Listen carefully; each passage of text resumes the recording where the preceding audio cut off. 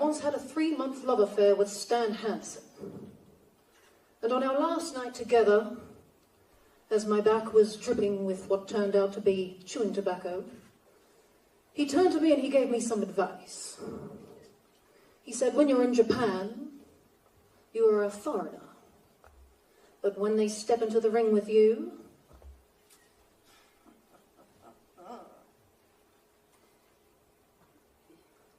they are in your country. And then he gave me a lariat, but not with his arm. Not with his arms. There you have it. Shit. There's all these little rumors going around. She's retiring. She's retiring. I see storyline here, folks. But anyway, what is going on? It's the Friday night edition of Wrestling Outlet. I am Boxman. Across from me, the man in orange and green.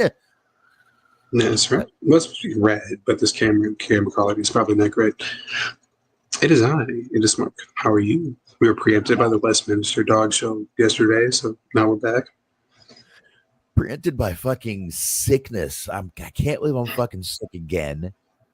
But I did go and get medicine early this time, so hopefully I'll be better. But I didn't. All I had last night was NyQuil, and it was I couldn't move. And then I woke up this morning. I looked at my wife and said, "Did you beat me with a bat last night?"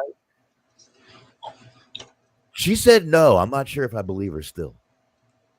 I don't know if I would either. Yeah, my body was hurting horribly.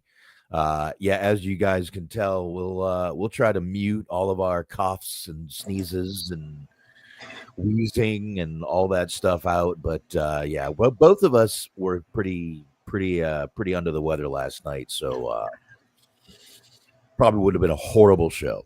But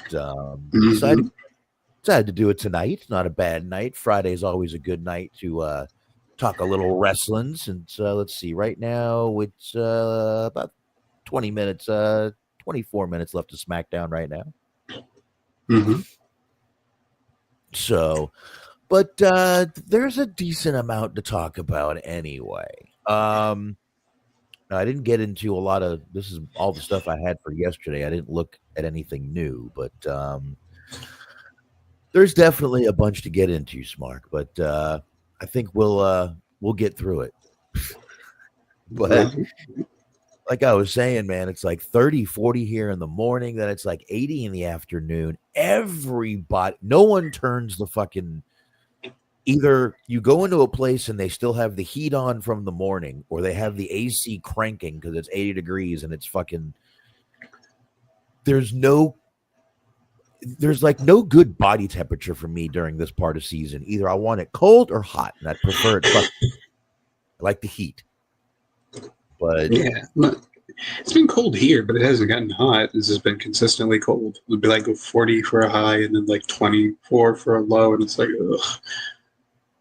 Yeah, it hasn't gotten that bad here. The other day it was like 40 degrees flat, and then it never really got any warmer. But at least we got to finally light a fire in our fireplace. My daughter thought we were going to explode the house, but she figured out that you're going to explode the house. It's going to get smoky. No, it won't. I had to put my phone in there, take a picture of the chimney, and show her what was going on. That was the only way I could figure out, and she was okay with it after that. Is it a propane thing? No, just a regular fireplace. Mm-hmm. I was saying, if I worked at a place that had propane fireplaces, and like that almost happened, like a motherfucker was not being careful, and he almost did blow up the fucking building. So I was saying, I don't necessarily blame her. Propane makes me a bit uneasy myself. We actually had one of those about 5 years ago. We had one of those gas light fireplaces. Those are great because you barely need wood. It's perfect. I love those. But this one, no. This one's stop it, Smart. This one, no. I actually had to go get fucking fire logs to put in there. It's a bitch to start. So, but I mean, I'm in a manufactured home, not So I was even shocked that we had a real fireplace because a lot of them aren't real. Right. So thankfully, it is a real fireplace. And I'll tell you, man, it went from we have the heat at 70. It got up to 75 in here with just the fireplace going. But the problem with that is everyone else's rooms are cold. So I'm like, if y'all want to warm up, come the fuck out here and watch TV. We'll put something on. But I'm not. I'm. The fireplace is right by my living room TV. So.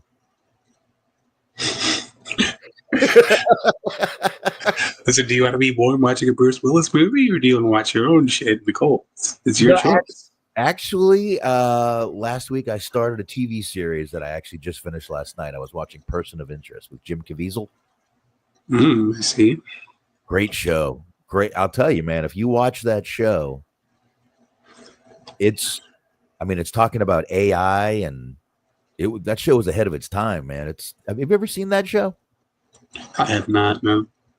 Basically, it's about a guy named Harold builds a computer, a super AI computer that can literally watch and tap into all of the cameras in the world, not just United, but really the show takes place mostly in New York, but it's tapping into the cameras. It can hear, it can see, and another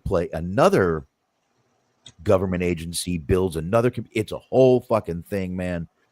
But it's all about government surveillance, and it's probably not far off of where we are right now in this world, to be honest with you. Let's just put it that way. But it's a really good show. Jim Caviezel, Michael Emerson is in it. Great show, though. I like it. I know Jim Caviezel's not exactly the. Some people don't like him because he's a very religious man, but great show. Great show. Right on. Yeah, it was 5 seasons, and I finished it last night. So actually I wasn't watching Bruce Willis, but I'm watching one now. Before I came in here, I was. Mm-hmm. It's an hour and 26 minutes, man. You knock it out, you go to the next one. It's easy. That is a great quality for a movie to have, is just being easy to get through. Last night I watched a John Travolta movie called I Am Wrath. Mm-hmm.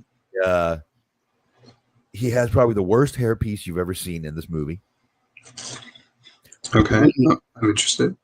But the movie itself is good. His wife gets killed, and him and Christopher Maloney, Detective Stabler from SVU, basically end up going after these guys that kill his wife. They're ex-special forces, so they end up going after him. Pretty cool. Yeah, Travolta's just killing people. And what did I watch before that? From Paris with Love. Okay. That's another one where Travolta's just a bald badass. All right, sounds good. So there you go. I'm branching from my Bruce Willis movies. I like it. Yeah, I actually expanding your horizons. Yeah, and I thought maybe if I review one of those bad Bruce Willis movies, it would have me stop watching so many. So I reviewed one a couple weeks ago. It kind of worked. I mean, I being analytical about a Bruce Willis to-be movie sort of threw you from the cycle. I'm thinking about starting Flashpoint again. So that's 5 more seasons I could watch. So I might do that tonight. A little bit of a Canadian SWAT team show. Okay. The politest SWAT team around. I don't know. They kill motherfuckers in this show. Their laws are a little different up there in Canada when it comes to rules of engagement for taking out criminals. A little different up there in Canada for the Royal Mounted Police. Little bit. Well, yeah. I mean, the Mountie was out here fucking chasing Bret Hart and shit. So, I mean, the wild stuff's going on there. The only thing Canada has that I'm really surprised we have not adopted is in Canada, there's no statute of limitations on statutory rape. That I'm surprised this United States hasn't adopted yet. Mm-hmm. I believe that'll come about one day. I believe it will. But anyway, look at this photograph. It's a picture of a child's ass. Listen, I promised no avalanche, kid. I didn't promise anything else. Nope, you didn't. So far, you're living up to it. But man, it's amazing these mics go on, and I feel better. But I guess we can talk a little bit of wrestling here. We've got a few things to get into. We've got harassment allegations against CM Punk, Eric Bischoff being himself. We're definitely going to talk about the New Day segment that went down Monday, because I did watch that from Raw. Yeah, that's for that. Yeah. Yeah, I figured you'd want to mention it, so I did jump on and make sure I at least watched that whole segment, and I did. And we may or may not talk AEW. Let's see how we're rolling in this, because neither one of us feel good. We're 2 days out at this point. We'll see how we're rolling. We'll see how we're rolling. We've got a little AEW news to get into anyway, but I guess we can kick off, Smark, with I've got this Ryan Nemeth, and he's alleging harassment by CM Punk and lack of response by AEW. Now, there's a few things going on here.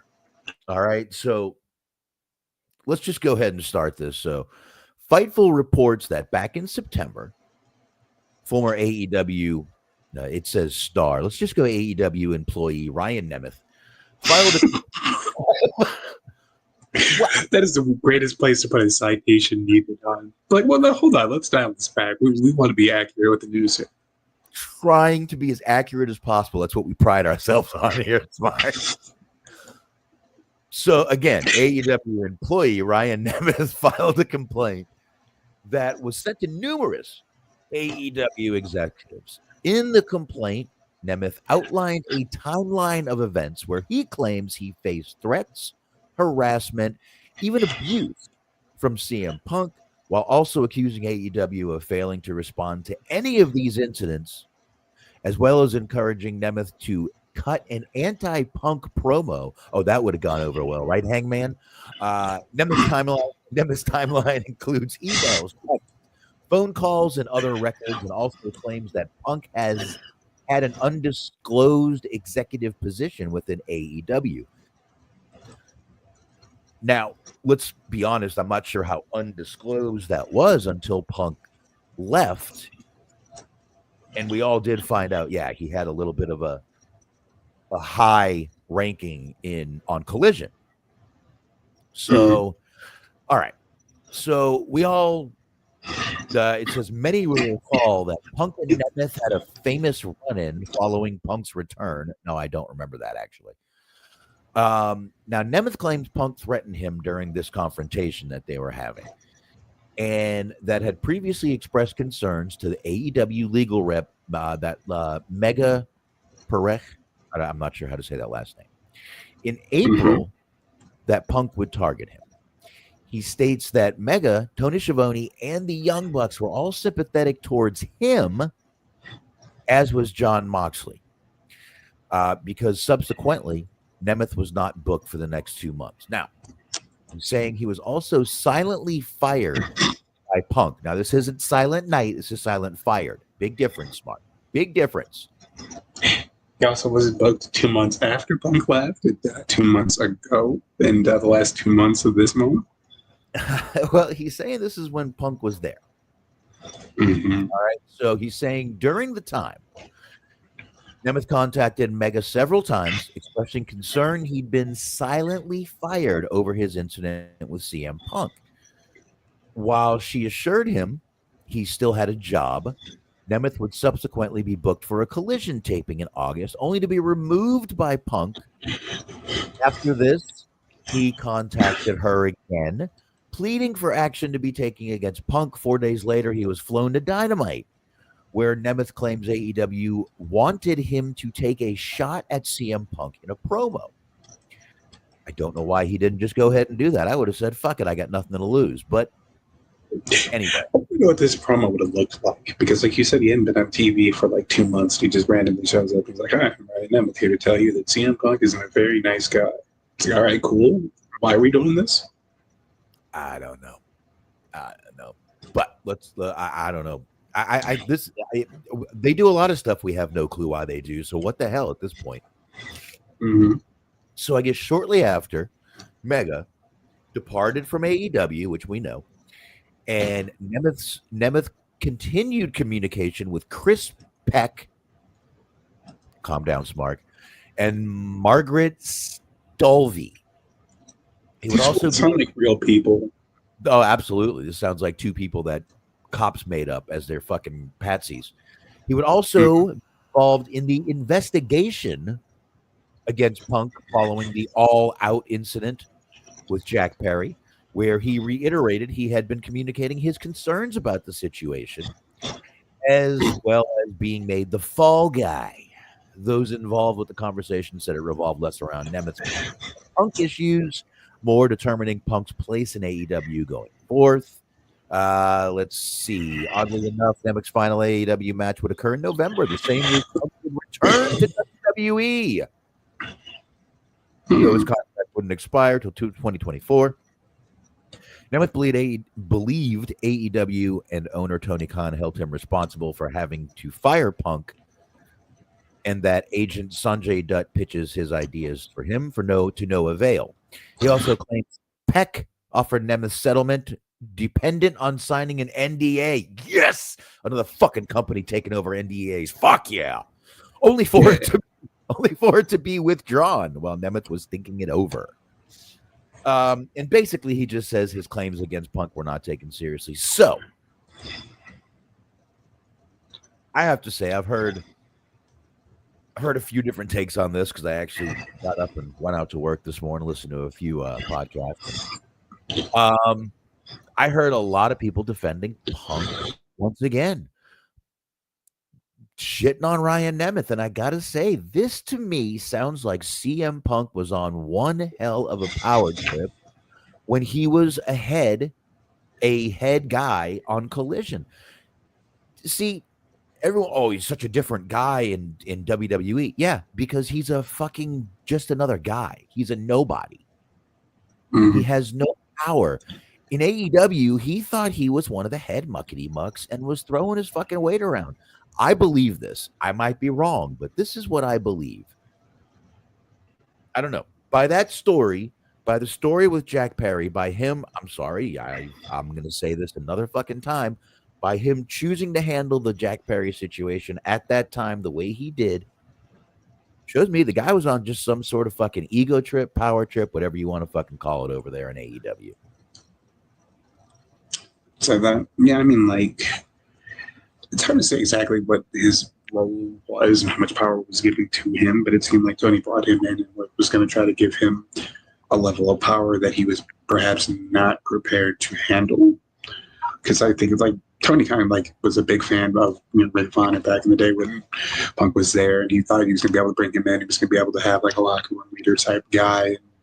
It just didn't ultimately end up working out that way. But the whole thing about like it's kind of a chicken and egg situation with Ryan Nemeth thing, right? Because like even if Punk wasn't involved, was Ryan Nemeth really going to be used all that much? Is he really like an fucking talent that you cannot replace? Like just kind of a lower mid card guy anyway. So the idea that they're not going to use a guy who wasn't used after Punk left and before Punk got there, like it's not terribly surprising. No, and I'm not sitting here saying, Ryan Nemeth could have been this fucking huge star if Punk didn't screw him over. Please don't misconstrue what I'm saying here. And like I said, I could be wrong. Maybe Punk was completely right in what he was doing, but to me, it just sounds like he was on this big old power trip. I mean, throwing people off shows. He's not the first one we heard of being that he was throwing off of shows. Who was the other person that was saying that they were getting thrown off shows? I know you bounced Daniels. No, yeah. There was a few people that were getting thrown out of shows by CM Punk. So it just sounds like he was on a little bit of a power trip. And now that he's in WWE, and now that he's just another one of the guys, I think he's in a better place, and that's fine. I have no problem with that. I've never said I hate CM Punk, and I don't. I agree with him on some things. I don't agree with him on some things. Right. Yes, he seems like he'd be a real asshole, but that's got nothing to do. I've never met him, so that's got nothing to do with my opinion of him. But definitely seems like he was on a bit of a power trip here. I think that's also the problem with like fandom being what it is now. Is like it's not good enough that you're a fan of the person. The person has to be completely innocent of any wrongdoing. Like you can't acknowledge the fact that the person's talented, but also can be an asshole, which I think is the case here. Like he's one of my favorite all time, but admittedly he's a fucking asshole. Like based on what you've heard, there's a lot of circumstantial evidence to that. Like as is like I would say Shawn Michaels is probably the best like all around performer ever, and he massive asshole. Like sometimes people have flaws. It's what happens. Yeah, he's also chalked a lot of that up to his drug days and has changed a lot in that way. But that's true. Listen, you guys watch Mr. John Cena on Total Divas. The guy's kind of an asshole. Mm-hmm. Well, and I mean that's another funny thing is like the whole like Batista thing, right? Like Batista's like all of a sudden this like hero for women's rights and shit. I remember, you can look it up, it's there. There's a fucking story of him like fucking taping up a bunch of photos of like Mickey James back in the day of like the new photos and just like in the locker room as like a gag, and it's like kind of funny, but like dicky thing to do. Like not necessarily the most forward thinking idea. Yeah, he's been known to be a bit of an asshole too. I mean, dude, you know how many actors that people love out there are assholes in real life? I mean, plenty of them. Denzel, he goes out there and he tries, but look at his face. He looks disgusted that people are even trying to talk to him all the time. But fucking Denzel is awesome. I fucking love that guy. That guy can fucking cry like nobody else when he has to. I really hope that if I look up his name, that there's going to be like a collage of photos, like of like Sasha Banks collage where she's like taking photos with fans at like 2 a.m. and she looks disgusted and annoyed. I hope that there's like that with Denzel Washington. That would rule pretty hard. Denzel just sitting there crying. Now I'm crying. You crying. I'm crying. We all crying. I will never, for the rest of my life, be able to hear the name Denzel Washington without hearing the phrase, yeah, I think he's more of Denzel's pal, but he's not quite Denzel. Yeah. Like, you have no idea. I would bought every version, Blu-ray, standard, fucking VHS, Laserdisc. If you could tell me, if there was a movie where New Jack was friends with Denzel Washington, it was like a buddy cop movie, New Jack and Denzel Washington, all of the money, take it here. Just call it fucking New Jack. That's all you'd have to fucking call it to have those two out there going after people. I would watch it. I'd watch it fucking time after time. It's like Training Day, but instead of shooting people, New Jack just comes out with a fucking shopping cart full of shit. Just roughing up people. Just Denzel looking at me. I just gotta ask you, what's with the forehead? Okay. Why you kill that fat kid? That was a bit much. Throw him off a scaffold. That's what you did. Okay. Mm-hmm. I seen it. I seen it. Okay. Threw off a scaffold. He came down. He bounced off. He went around. He did it again. And you don't even know. It hurt. The man was hurt. And you did that. I could have swore I had the clip of that somewhere around here. Oh, well. Sad times. Oh, here it is. So I just tased him. I tased the shit out of him. You're like, Jack, I can't feel my legs. I said, you ain't gonna need them. Bombs away.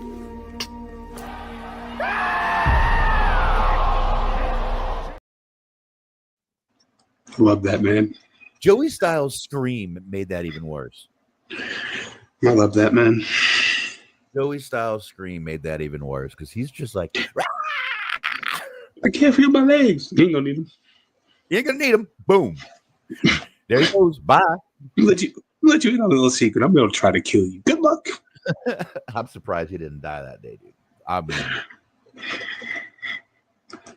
I'm surprised. I'm sure Heyman would have fucking Heyman would have loved that. Well, that was XPW though, so that wouldn't have been Heyman's problem. Oh yeah, you're right. That was. I forgot. It was XPW. Because the first incident happened in ECW was when you were supposed to throw him off a balcony and he didn't jump or didn't want to go. New Jack forced him to, and he landed on New Jack and he like fucked up his skull and like impaired the vision in one of his eyes. And they had the rematch in XPW where that clip was from. Yeah, he was looking for some payback. Looking for some payback. Mm-hmm. So, all right. We got anything more on the Ryan Nemeth thing? No, not really. All right, let's get into a little bit of Eric Bischoff here, which unfortunately we've been talking about for a while. Eric Bischoff was actually on NXT on Tuesday. They did the worst rating they have done in over a year. But I'm glad you mentioned that because I was going to, and that made me laugh.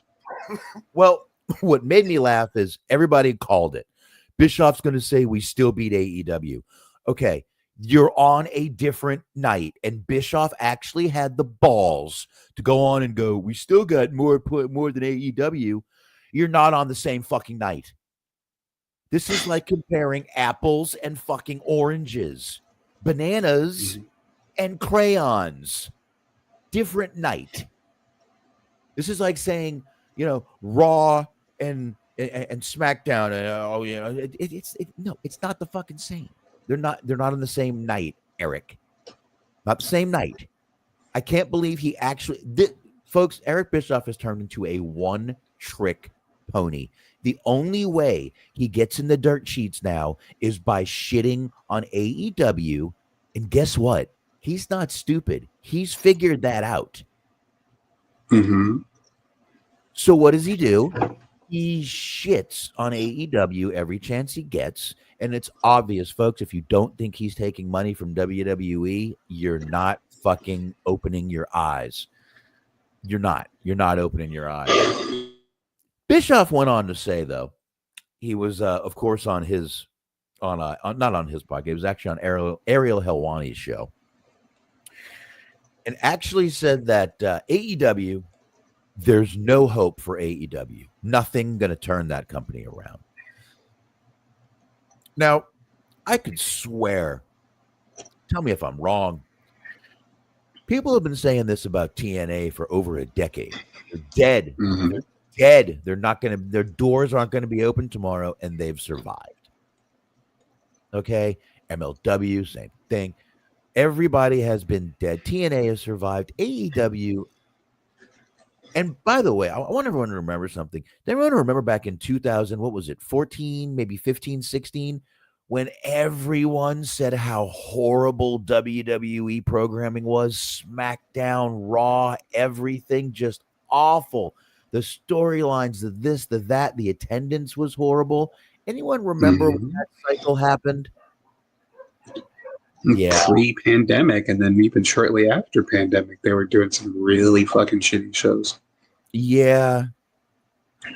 And Triple H had this whole thing. He came out and said wrestling is cyclical. We're going to get back into it.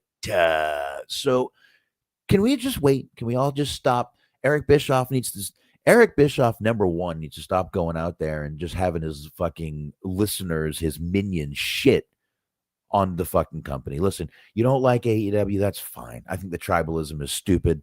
I really do. WWE does some good things. WWE is some very childish programming too. Let's be fucking honest here. They do some really childish programming, as does AEW. It's the same thing, people. You don't like the guys that are on there. You loved them when they were in WWE. You loved Dean Ambrose. You loved Ricochet. They moved and they're assholes. They're horrible. They sucked.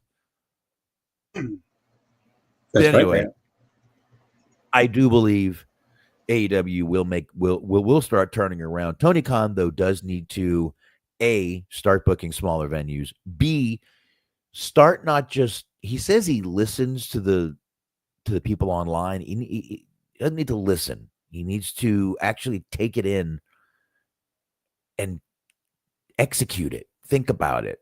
Because all he's doing is going, they just want different matches. No, no, not what we want. People are saying online what we're looking for, and Eric and Tony just doesn't want to fucking do it. Right. And I'm not saying Bischoff doesn't have a few legitimate fucking gripes, but my God, you were in TNA at some of the worst fucking times, and you were horrible. And by the way, I'll say this one more fucking time. Name one thing without Ted Turner throwing money at it that Eric Bischoff has been successful at. Bring it to me. I'll fucking wait. Just a reminder that this is also the same guy who was, as the NWO was popular, was also trying to push Glacier. Like, you get one big hit and quite a few misses along the way. Yeah, not everything's gonna fucking work, man. It's just the way it is. And I don't know, but I stick with that. This guy has had nothing successful because he doesn't have fucking Ted Turner throwing money at unlimited money at it. I'm saying since WCW, he's had nothing successful, and that was all Ted Turner's, mostly Ted Turner's money. So it was someone else's money. You wouldn't deem Hulk Hogan's celebrity wrestling to be successful. Him and Jason Hervey have a production company. The kid from Wonder Years. Scott has a point. He says the Sturgis show. Okay, that's a very valid counterpoint. He did do the Sturgis show. Did he? No, he didn't do it. That's an entirely different guy. Oh no, I mean no. Did he? Actually, yeah, I wouldn't surprise me if Bischoff was at one of the Diddy parties. Also, high school. Might have been. He might have been. All right, let's bring up Bischoff Hervey Entertainment here and see what some of their shows have been, and let's see how popular a lot of these were. Okay, let's see. They had a show called "I Want to Be a Hilton." Heard of it? Never heard of that? Mm-hmm. Love it. I saw all 5 seasons. I don't think it lasted that long. Scott Baio is 45 and single. I actually have heard of that one. I think it was on VH1. Oh my God. Scott Baio is 46 and pregnant. Scott Baio beats Scott Bakula. It's a crossover event of the season. Hold on. Confessions of a Teen Idol. Seen that one? No. All right. You know what? I will shut the fuck up because you know what? I did not know this was one of their shows. Hardcore Pawn Chicago is one of their shows. That actually is a pretty popular show. So I will give them that one. Yeah, but it's a spin-off of an already popular show that he didn't have a hand in. True. Very true. That's like saying like Jersey Shore, but like the New York Shore. Yeah, I guess you're right. Because the original Hardcore Pawn was what, Detroit? They're off of 8 Mile. Probably. Yeah, they were. They were rap battling. Yeah, they were on 8 Mile, the original one. Billy Ray Cyrus, Home at Last. Outlaw Country. Don't forget Hulk Hogan's Celebrity Championship Wrestling. Oh, don't forget that one. I'll never forget that one. Yeah. Don't forget I Heart Nick Carter or Big Easy Bribes or Finding Hulk Hogan or the movie they did, The Butlers in Love.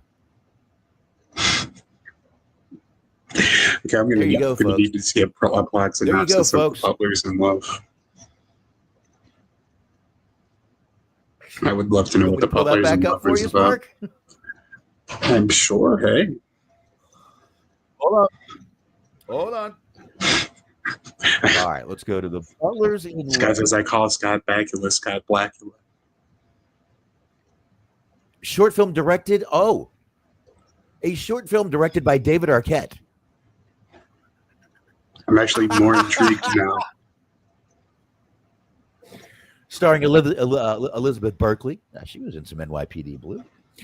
And Thomas Jane. The film is based on a painting by Mark Stock with Wings and the Bix, the San Francisco restaurant where Arquette and his wife, Courtney Cox, had their rehearsal dinner the night before. The work shows a butler holding up a glass which is smudged with lipstick and a bottle of absinthe on a side table. The plot. The plot is based on Mark Stock painting. It's based on a painting called The Butler's in Love. And they tell a story about it. I have no idea why the phrase the movie was based on a painting makes me laugh. It's like it was based on a movie that was based on a painting that became a video game that became a comic book series. Who is Richmond Arquette? Is that a dad? Is that a looks like a brother? It's probably his dog. No, it looks like a brother. Brother, like relative, or like brother, like brother. Well, he's definitely an Arquette. He looks like David, just a little bigger, heavier. Richmond Arquette. I guess he was in The Curious Case of Benjamin Button. Mostly he does a lot of writing. Okay, all right. I believe he was behind You Cannot Kill David Arquette. Okay, so I watched that. That wasn't bad. So there you go. Anything else you want me to pull up, like Beverly Hills Fabulous or The Devil's Ride or something? Yeah, I think I'm pretty good on that. I'll pass on Beverly Hills Ride. All right. I'm just saying. Scott Bakula? Wait a minute. Did I mention Scott Bakula? Wait a minute. You didn't. You mentioned Scott Baio, and I said that they did a spinoff that was Scott Baio meets Scott Bakula, the crossover event of the season. Then Scott said he calls him Scott Blackula. I like that guy. Quantum Leap was a fucking awesome movie. Awesome show, by the way. Sure. And he's in what's that football movie I like he's in? Necessary Roughness. Him and Sinbad. Okay. Him and Sinbad. Good movie. But yeah, I just think Eric Bischoff needs to back the fuck off. Why doesn't he just talk about what good WWE is doing instead of all the bad AEW? You know why? Because he won't get in the dirt sheets. And like I said, he's not stupid. He knows. Which, to be fair, is on the dirt sheets, because the dirt sheets are notoriously lazy in terms of like the reporting that they do, because there was a period of time there where anytime fucking Sonny or Russo said anything, it would be on the front page of the dirt sheet. It's like, oh God. Smark, I know. Go ahead. What's the name of National Disaster? I can't. We had a deal because Box is sick. I said that I wouldn't play. Nope. It's another one. Wouldn't play that clip because we're sick. Box is sick. I already did the Avalanche. Go ahead. Go ahead. Let him do it. It's another one. Snow filled the air, buries everything. Time to be scared. You better be aware. It's a nightmare. You better run away if you just can't stay. If you wanna save the day. Kid's got pizzazz, let me tell you. I'm starting to feel shitty again. Anyway. I guess we can all right, let's move on. I've just had enough talking about Bischoff. He's like the CM Punk. We can talk about him every fucking week for no reason. My work here is done. Have a good night, Lex. Thank you for stopping in. You know, you could just fucking look that up on online yourself and listen to it, bastard. Actually, it's surprisingly hard to find. That is the funny part. You would be surprised that like somebody's poorly edited, recorded song about avalanches. Some dad forced his like 8-year-old child to sing is not more heavily viewed on YouTube, but that's the nature of the business, I suppose. All right, well, whatever. All right, let's get into this. Let's get into this Effy Ricky Starks craziness debacle. I don't even know what to fucking call this at this point. Yes. There's a lot going on go in this ahead story, Spark. Oh, yeah, go ahead. So, a lot going on in this story. Now, do you want here, go ahead. Have some fun.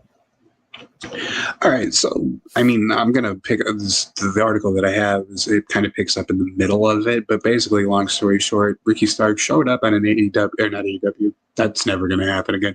Ricky Stark showed up on a GCW show, cut a promo, and shortly thereafter, he was announced for a couple of matches. He was announced for a match with Matt Cardona. He was announced for a match where they didn't announce his opponent. Like they said that they pulled him from an unannounced match. It's like, well, if you didn't announce the match, did you have to announce that you pulled him from a match that you didn't make public? That became weird. But what ended up happening is that Effy on his podcast, which is just a fantastic listen, I'm sure, took a shot at Tony Khan. He said that Brett Lauderdale, the owner of GCW, his dad didn't have money and wasn't paying him to stay away. And apparently that got back to Tony Khan. Tony Khan pulled Ricky Starks from the GCW events, and this is what Effy's response to that was. This is on November 26th. GCW announced that Starks had been pulled from his upcoming GCW dates. Starks made a surprise appearance at GCW Dream On, confronting Broski Jimmy, saying he wasn't going to just sit out and setting up a match with Matt Cardona. Literacy is not for everybody. Fightful Select reported, quote, among the reasons we're told that AEW pulled Starks were the comments made by Effy towards Tony Khan's father, Shad. He also went on this long fucking tirade about how it was kind of fucked up that AEW was using Hammerstein Ballroom, because that's the arena, that's the venue that GCW uses, because, you know, GCW was the first company to use the Hammerstein Ballroom. It certainly wasn't popularized by another company in the 90s, and then when Nirvana ran there a bunch, and now they're there. No, this is GCW original building. Anyways, appearing on Body Slam's Game Changer Weekly, Effy adjusted the situation. Quote, I can't speak for Ricky Starks, right? I want the best for Ricky. Bullshit. Anyways, that may be at AEW, that may be at WWE, that may be out here on the indies, that may be with GCW, and I don't think that dream is out of the window. And, you know, to everyone who's saying, oh, it's Effy's fault, he can't be here, this is how things are done in wrestling, and it's something that, you know, he's going to have to go work out on his own. Huh? He's going to have to work out the fact that you talk shit about Tony Khan and his family, and then they pulled him from a show. That's his problem, not your problem, even though it was your words that caused that problem. Interesting. Very interesting. He's going to have to work that out on his own. AEW is going to have to work that out with him. They are correct. He's under contract with them. But, you know, I haven't seen him on TV in 10-month period. I haven't seen him doing much, and the timing is, to me, a little laughable.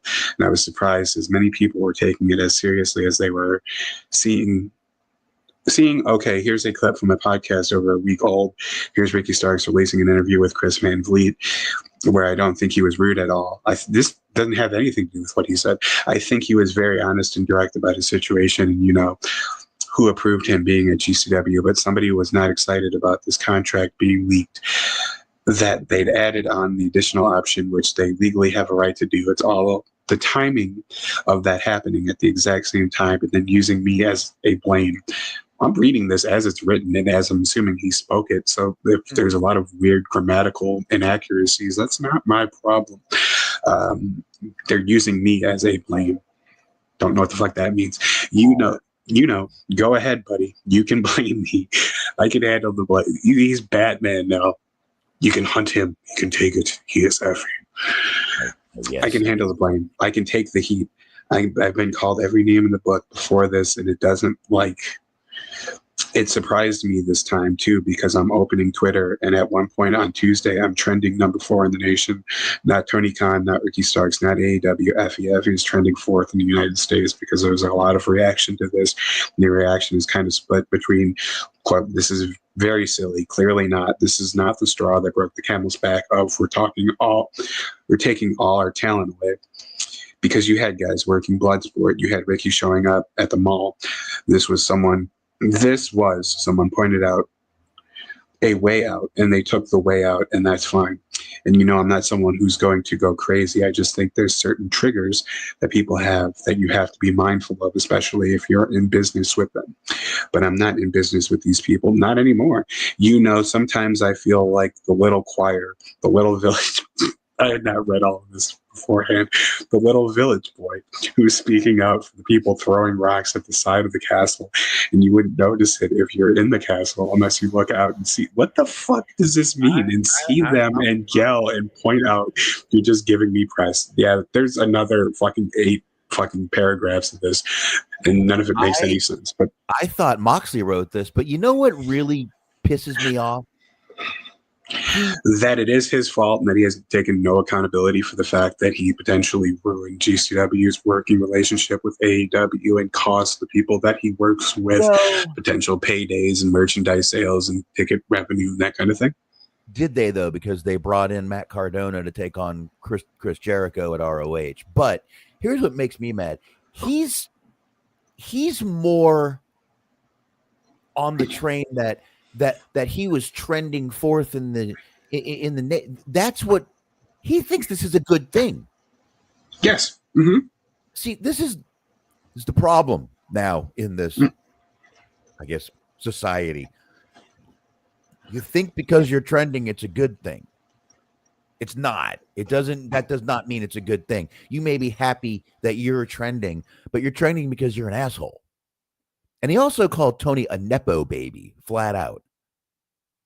Because Tony Khan his dad just gives him money to run these shows, and Tony Khan wouldn't even be running these shows if it wasn't for his dad.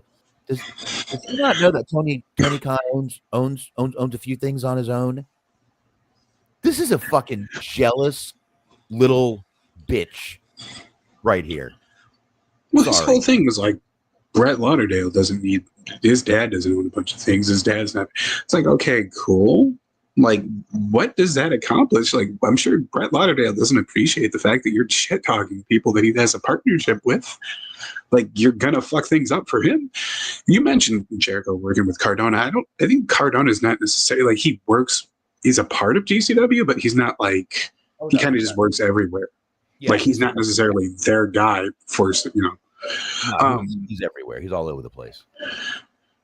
But yeah, I mean, there was all kinds of AEW people that have been showing up at GCW, and it's been that way for a couple of years. You had like Moxley coming out and working with Nick Gage a couple of times. You had Marina Shafir was on Bloodsport not too long ago. Like, there's all these people there that, from AEW that show up from time to time, and like, you're fucking it up for everybody if you're going to talk shit about like Tony Khan and stuff and potentially risk them pulling people from your show. It's okay, it's just Ricky Starks right now, but what if it becomes Moxley? What if it becomes the other people? Because like MVP was at Bloodsport too. Like, there's all kinds of people that they send there that they could pull. They'd have every right to pull them just because you're going to talk shit. It's like, why? And you did it, like you said, he did it for the whole idea of just trying to get himself over. And it's like, all right, cool. Yeah. You're trending because everybody's calling you an asshole and because everybody thinks that you're being irresponsible. Well, not everybody. Thank you, Luke. Appreciate that.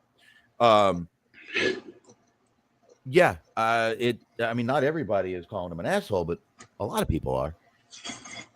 I mean, it made me mad because it's like I was looking for. I'd stopped watching GCW for a while because the last time I had watched GCW, there was a match between Jack Evans and Ninja Mac that I wanted to see because I'm a big Jack Evans fan, and he landed on his head and he started like kind of clutching at his neck, and his opponent immediately moved him, which was not a good idea. Me not being a wrestler immediately realized that wasn't a good idea. So I'm very curious as to why the wrestler and the referee did nothing to protect the man who had some sort of a head or neck injury.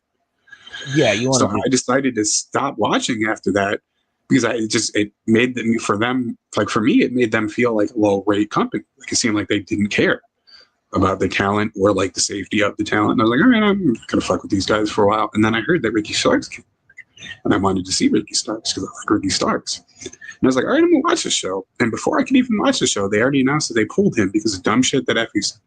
So I'm like, why would I bother with this company? Because you don't have any, like, the people that work for this company are fucking idiots. Yeah, I guess so.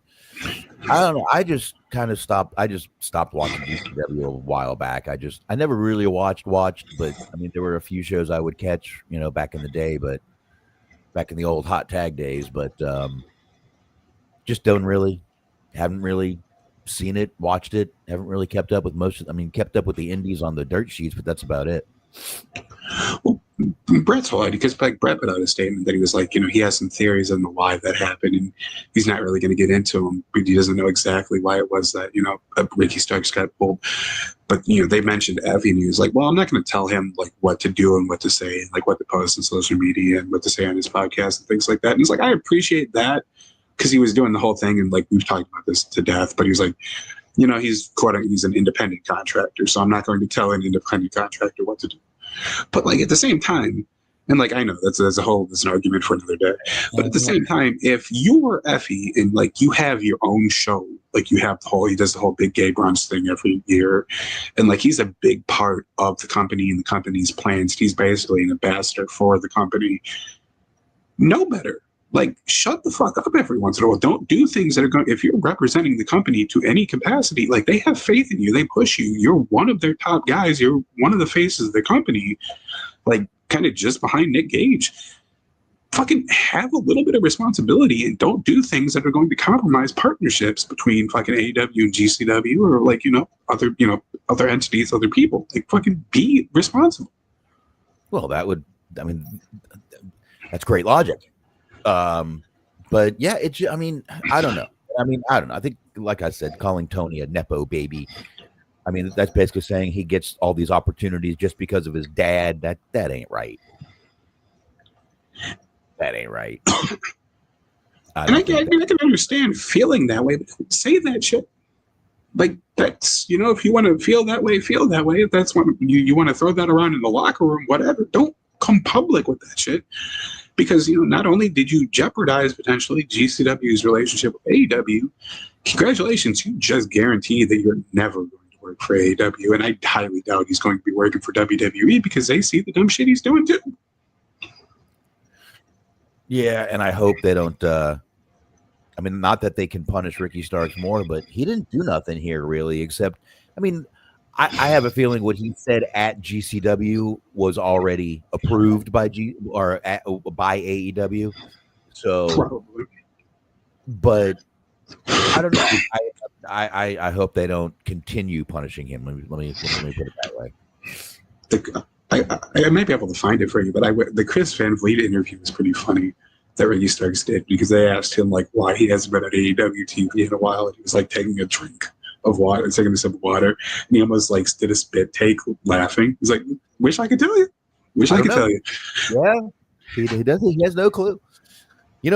And then he said that he was at the Royal Rumble, and like a surveillance, like a closed circuit, like footage of it came out that he was just like hanging out backstage at the Royal Rumble. He wasn't like posting photos or like tweeting about it or anything. It just, there was like closed circuit footage of it.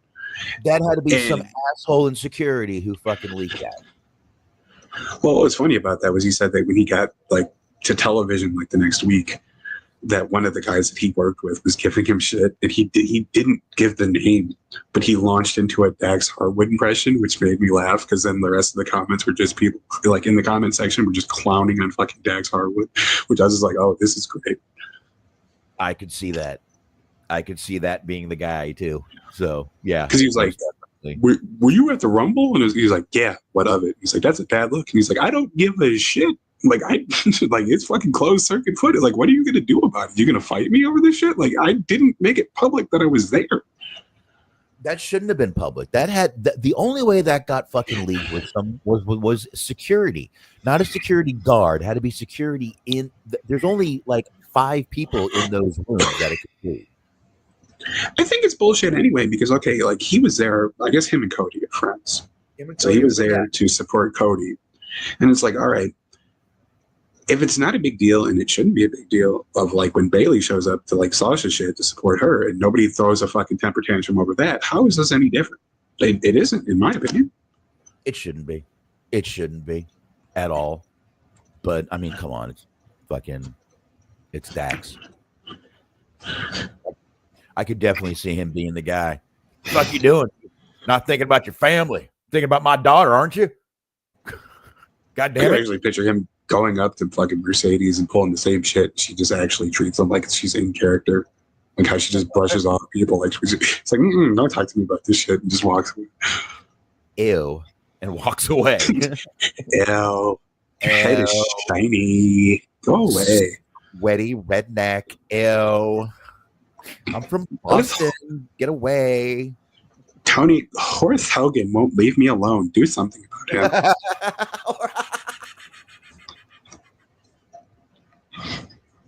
Horace Hogan won't leave me alone. Holy shit, he does look like Horace. All right, so let's forget about that whole Effy thing. It's a mess. It's a mess. And the fact that he thinks it's great because he was trending, so it's good for him, is a problem. Is a big problem. Just the last thing was just like, it just made me mad because it's like you fucked over the fans more than anybody because people wanted to see that shit, and then I knew he wasn't going to apologize, and sure enough, not only did he not offer like even a half-hearted like, I didn't expect that to happen, my bad. He was like, nope, hey, I was trending on Twitter, so that's cool. I really hope you at least apologize to like the locker room. Like if you're not going to be public, at least in private, be like, hey, fucked your money up. Sorry about that. No, I don't think so. I don't think it's going to happen. I don't think so. But yeah, I like I said, the fact that he thought that because he was trending, it was awesome and good. And it was me. It was me. Oh, great, Effy. Good for you. I'm the little village boy. What the fuck does that mean? I can't even read the rest of that. I swear I thought Moxley wrote it. It's word soup. I wish Moxley was pistol whipping him. Fucking for fuck's sake. Jesus Christ. What the fuck was like Kamala fucking wrote that whole speech. Maybe that's his new gig. We're good, and we're gonna bring joy and happiness and joy, and I mean I know joy is not a political stance, but happy joy, happy joy, happy joy, happy joy. All right, anyway, let's talk about that Big E segment, the whole New Day segment where we saw on Raw the other day. Big E's girlfriend was not very happy about the segment. She was having fun with it too. But I thought it was good to let's just start out. Good to see Big E back on television. I don't think he's clear. I actually heard people going, how did they let this go without beating Big E down?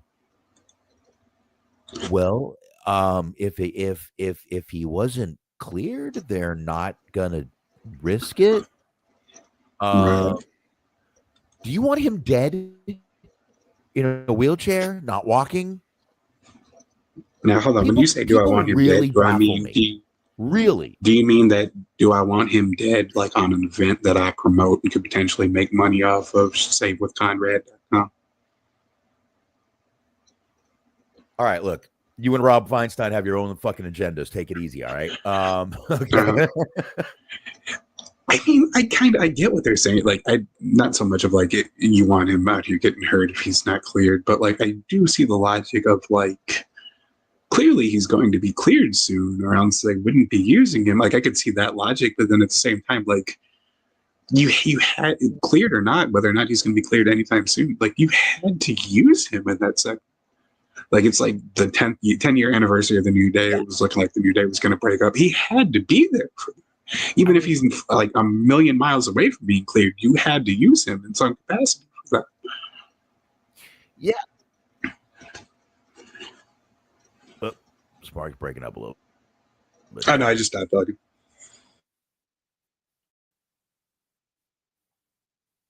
Yeah, I mean, you couldn't wait because this was it. This was the 10th anniversary. They had no choice. It was this. It was now or never. But I enjoyed it. I don't think a lot of people expected Kofi. You what? No, I didn't say anything. Oh, you're good. I really enjoyed it. I don't think a lot of people expected Kofi to be as involved as he was, but I thought it was a good segment. And I don't know. I can't believe that's been around for 10 fucking years. It doesn't feel like it. It really doesn't. But they had a great thing going. Probably time to get rid of him. And you know what? Big E's not even sure if he's going to be able to be cleared. So I got a feeling we're going to see Big E possibly backstage roll for a little while. Maybe that's why they're bringing him back, so he can do a little bit backstage for a while, possibly get medically cleared. I don't know. I mean, a lot of guys have come back, but you know, everybody's body's different. Everybody's break is different. Nothing is the same when anyone's body. Your bones don't break the same way when they break. They can break differently each time. So I don't know. Maybe he'll be cleared down the road, but for now, I wouldn't mind just seeing him on a few segments here and there. I like Big E. I was a huge, I was one of the huge guys trying to I thought that guy was going to be much bigger than he was. Mm-hmm. But in the day, he was definitely a standout. And, but truthfully, if you think about it, if he was around, New Day might not have lasted that long, because they might have tried to push him as a singles. They might have broke that team up earlier if he was there. Yeah. So I don't know. What'd you think? I thought it was really cool because I think everybody expected him to be involved somehow, but then it was a matter of do they break up still anyway, or do they, Big E comes back, he announces he's medically cleared, and then they're just regular New Day again. I feel like that was one of the two options that everybody was expecting to happen. I don't know if that many people, I certainly didn't see it coming, that they ended up just turning on him. Just the whole, you broke your neck, so what? And then you just hear the crowd just go, holy shit. There's an audible gasp. It's oh, fuck. It's wild. I thought it was really interesting. I never saw that coming, and I thought it was really cool. It's this is crazy. They are a lot of they're big money storylines that they're doing right now. They're just fucking hitting so hard in the company right now. Just everything is going great for them at the moment. And we watch from a week to week basis for a while there, Raw and SmackDown, which is fucking absolute shit. But man, are they cooking right now? Yeah, they are. They're doing good stuff out there, man. I'm enjoying. I'm liking what I'm seeing over there. But yeah, I really thought this was a good segment. I like that they just turned on him, and he was just so shocked. But when I saw people they're saying he's not medically cleared, and people are like, oh, this should have ended in a beatdown. I'm like, yeah, let's kill Big E. There you go. Let's just cripple him live on air. Great idea. What's wrong? What is wrong with people, man? I don't get it. But I definitely. Plus, I mean, it works either way, because maybe he is on the verge of being cleared, and then that's why they're doing this. But then if it's not the case, if he does ever end up being cleared, then you are for sure you have a built-in angle. Everybody's going to be excited about it if and when it happens. If it does end up happening, if it can happen, And if he's not cleared, what I would do is, it's Adam Pearce on Raw, right? I believe so. Yeah. I would bring him in as his assistant and just have him wreak hell on their life. Put him through fucking horrible matches. Put him through. That's what I would do if he's not cleared. At the moment, I believe he's doing the pre and post show for the Alleges pay-per-views. Okay. All right, at least he's doing something, so he's out there. Because that was part of their grievance with him. Was you got time to do the fucking pre-show, but you don't have time to show up on our segments and help us out at all. Fuck you. Yeah, it's wow. They said you're good with your desk job. Mm-hmm. They're basically fucking calling him a sellout. It's wow. It's oh my goodness. Yeah, but it went well. It went well. The only thing I have, the only real negative or comment that I have about it that could be construed as negative at all is just it's a little bit hard to buy them not liking each other just because we're so used to them being best friends. But it's still the execution of it. They did a really good job of it. And you mentioned the whole Twitter thing, Big E's girlfriend just saying that she was she's going to go out of her way to accommodate the fucking Kofi's vegan ass, and like Woods having a fucking child's palate was like, I was just like, they're going back and forth on Twitter. I was just like, this is great. Like, they're doing everything they can to fucking make you buy into this. They're not just being like, oh no, this is just a story. Like, they're actually fully committing to this shit. Props to them. Yeah, they're making it really good. They're having a good time with it too. So it's good to see, man. It's good to see. Mm-hmm. So, hold on, trying not to sneeze. No, it happens. I took medicine before the show, so I'm kind of all right, but kind of not. What are you taking, if I can ask? Because you said you tried NyQuil and it wasn't really doing the job. NyQuil doesn't, but I like NyQuil. I got the Mucinex Maximum for cold and flu because when my body hurt today, I thought maybe I got the flu. I could have COVID, but I'm not spending $20 for 2 fucking tests, and I'm not shoving that fucking thing up my nose. So, you know what? If I got COVID, fucking whatever, kill me. I don't care anymore. I just don't care anymore. I'm just It's hard to have a disease that doesn't exist. Yeah, but no, I know it exists. I've had it twice. But yeah, that's what I think too. Is like it's possible that I have it as well, but like, what does it prove if I do? Like, I'm sick already. Like, I'm sick. I'm not fucking dead, and I think I'm getting better. So whatever. I did get a little bit worried because I lost my sense of taste for a minute, but then that was like several days into me being sick. So I don't think it's COVID related because I feel like that would have happened a little bit sooner. Oh, I do that every time I get sick. I can't eat. But tonight, that's how I know I feel a little better after the medicine, because tonight, my wife's not here and my daughter's not here. It's just me and my 2 boys, just 3 of us. And I made a big, a 4-pound beef roast for us. And it was so good, so good. We have a ton extra. I'm gonna slice it really thin, and we'll do some sandwiches tomorrow. So, yeah, I took it out of the freezer, and I'm like, this is probably like a 2-pound roast, and I weighed it, and I'm like, ew, this is gonna take over an hour to cook, almost an hour and a half. It took an hour and a half. Hour and a half at 325 is what it took. You got to cook them roasts low and slow. But I hate the crock pot roast, beef roast. Okay. Because everything tastes the fucking same. I don't know. You know, you throw the potatoes in there and this and that, and everything comes out tasting like fucking beef water. So I don't do it that way. I do it in the oven when I do the beef roast, and I just kind of do it by itself.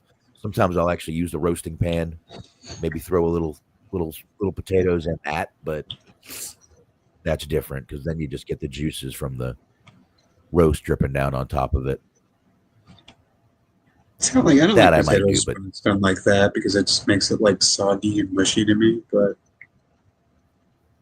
see, they won't be in the oven. They'll actually come out a little crispy from the oven when I do it. I mean, think about it. How long they're in there. Yeah, if you're putting in the well, you were talking about the crock pot before, so I got confused. Yeah, that's why I don't like it. My wife likes just throwing everything in the crock pot, turning on the crock pot. And I'm like, yeah, it's great for certain things, but not for I just don't like the roast. So I figured out a better way to do it in the oven, and it comes out awesome. Red? Yeah. Put a little bit of I do it on a rack, and I do put a little bit of beef stock on the bottom to kind of go up, and that thing came out so juicy tonight. My kids loved it. But I did not expect it to be 4 pounds, so we probably ate about 2 pounds, so I got plenty of leftovers for tonight, for tomorrow and whenever. So, but here's another thing, Smark. Here's something I wasn't expecting. Did you know that Adam Copeland and Christian have not only a company together? Yes, I do know about this. They have a product together called Pure Plank. Mm-hmm. And It's fucking great, by the way. But just keep going. no, it is great. No, go ahead. What were you gonna say? They've managed to sell you a product to help you do an exercise that you can do on the ground with your forearms and feet. Free of any equipment. You can do them on the ground. You can do them on a table, on a bed. Yes. On anything that doesn't require any sort of like additional hardware, software, or any other type of gadgets. It's like the perfect push-up, basically. It is, but they have actually marketed a way to put out this pure plank, and it looks like it has like ways to like count them and hold your time and all that. So it looks like it's actually kind of a let me see if I can get a picture of it here. Hold on. I do have it here. Let me make the picture bigger before I put it on the thing here. Let me present this. Share. There we go. This is right off of Fox. Let's see how that looks up here. I'm not sure how good y'all can see that there, but it looks like it's got, you got the handles here. I don't know if you can see I don't even know if y'all can see my cursor. Can you see the cursor? No. No. Okay. So, you got the handles up there at the top. Looks like there's a timer right there in the middle. And I'm not sure what these buttons are on the bottom, and I'm not sure if they're completely explained in here. But what we can do is let's just let those guys explain it on their own, because I'm not going to do it any justice. So we're not going to play all 4 minutes, but we'll at least give you a little bit of what's going on here. Really all started with, for me, at least on my bit, is I had 2 kids. And it wasn't until one day I was carrying stairs, and we're probably talking 60 pounds. And I got to the top and I was exhausted. Whoa, that's no good. And I hadn't really been watching my diet. I hadn't really been working out the way I used to. I slacked. I got lazy. But then I realized I need to get in better shape for these girls, because they need me around. They need Dad for as long as possible. And I decided to start with exercises that I thought were a good starting off point. Not to get demoralized by going, man, I used to be able to do way better than this, that kind of thing. So I started planking, and I'd done it before, and I realized how effective it is for your core. And if your core is strong, then chances are everything else will follow suit. And that's when I started, planking. And then I went down to Jay's, and I'll let him here. Yeah. So I was, for me, I had when I decided. It is so weird when they call him Jay. It's so weird, but that is his name. To come back to wrestling after being retired for 7 years. It was during the pandemic, and much like everybody else, I was just trying to find pieces. I was trying to build a little gym in my house. So I managed to piecemeal together a little gym in my garage. Found random pieces of equipment, and with minimal equipment at my disposal. I remember Adam talking to me about him trying planking, and it being him feeling like it was an effective exercise. And I don't know, it always just was kind of like, I always just kind of dismissed it when I saw people doing it at the gym. Never really thought much of it. All right, that's probably enough right there. We can go back to that little picture down there. And again, I was assembling a home gym at my house. I was using my wife's Buns of Steel machine. I had a couple of headbands. I had a broken Nordic track. I know. I can't believe all the umming for 2 guys that are fucking good. Both of them good at cutting promos, and they're both like, I was making fun of somebody's dead dad, and then Ed called and was like, "Hey, would you like to sell this merchandise?" And I was like, "Fuck yeah, dude." Well, I gotta say, these are 2 guys who, for many years, we always heard, didn't waste their money. Were saving their money. Were doing this, doing that. Now, are you saying you believe this is false based on this product?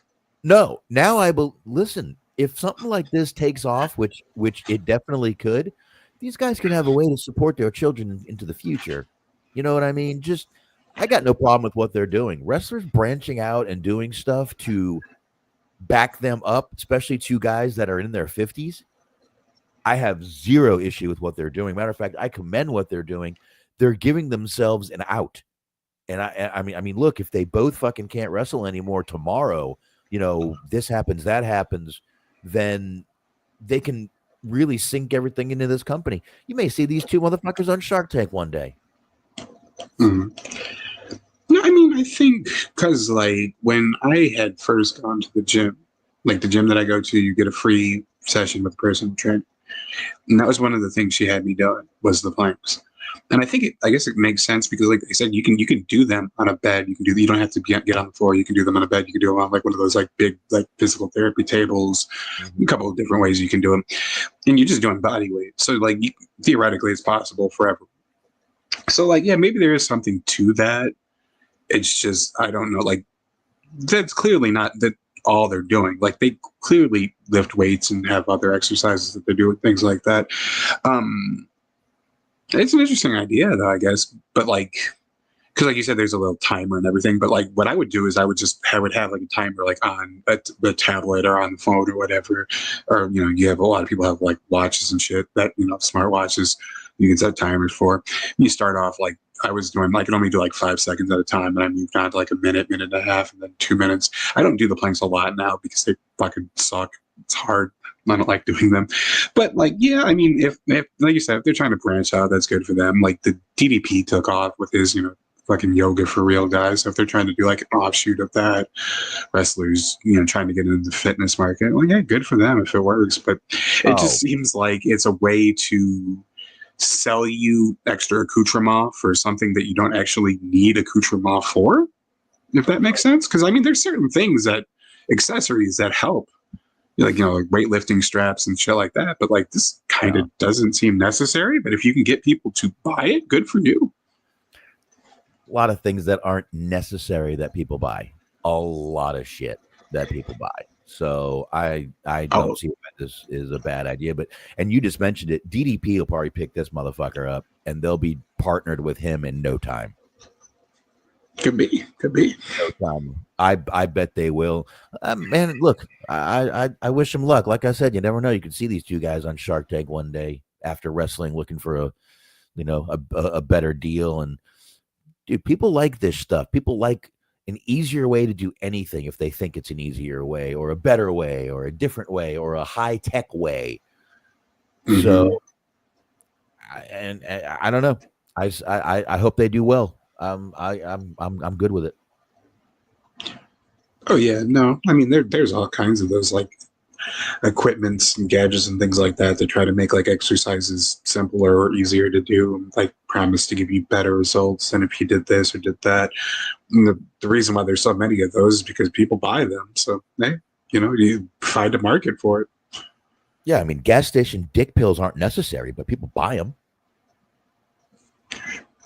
Told you that in confidence. I didn't say I didn't even say it. I'm just saying. See, what I like to do every Friday is I get some of those gas station dick pills, and I get one of those glass roses. And you don't need to know what that's for, but I think if you grew up in a particular area.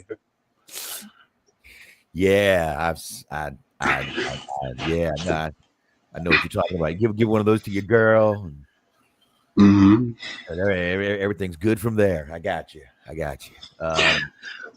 I used to work at a place that like it was in a plaza next to like just like a bodega. It wasn't necessarily a bodega, I guess, properly because it was ran by like Indian guys. But like they were great guys, but they sold like the most fucking shady merchandise, and it was terrific because they would like try to sell it to you every time you would go. Because I would just go and get like a drink or like a bag of chips or something, and they would always like try to sell like bootleg DVDs or like dick pills or just like fucking like $5 jewelry that was just like fake knockoffs. It's just like there was no shame in their game, and I loved them to death because like anytime you show up, they knew your name, they'd learn your name, and they would serenade you. So like they would sing you a song as you walked in, and it was they were the best guys in the world. God bless those ones. Nice. Just straight hustlers. See, I knew two Indian guys that ran a cigar shop up here, but when you walked in, they didn't serenade you. They would go, "David, my man, what the fuck is going on?" They cursed. There's that. Every sentence was a curse word. I remember when This guy, Bill, him and his kid walked in. Bill's son had just broke his arm. Kid was probably 6 years old. Fell off his bike, broke his arm. And what does this fucking guy do? My God, little man, what the fuck is wrong with you? How did you break your fucking arm? Wonderful. Bill's just looking at him like, seriously? What? He turned around and walked out. He moved to Seattle 2 weeks later, actually. Nice. Oh, Bill was a very rich man. He could have moved anywhere he wanted, I promise you. Shout out to Bill. Very rich man. He did well he was a software guy. So he had sold a software when he was a very young man, just out of college. And did very well then. So built a company with that, sold his company, and just kind of one of those guys that builds up, sells, builds up, sells. Right now. Very smart guy. But I guess we can get into AEW now. They're having the Continental Classic right now, folks, and my God, people are complaining about the Continental Classic. We're going to have the fucking tournament. Why aren't they going to do fucking storylines? Yes, let's do that in December when people are more worried about Christmas and New Year's than anything else. Let's build storylines now so y'all can bitch that no one's watching because of the holidays. Eric Bischoff, jump on that one, you fucking cunt. Anyway, Juice Robinson, unfortunately, I've seen broken and I've seen fractured his fibula. I'm hoping it's a fracture. He'll be out less time to have fractured or broken, so he's going to be out for a while. But Commander has replaced him in the Continental Classic. But we did get some good Continental Classic matches.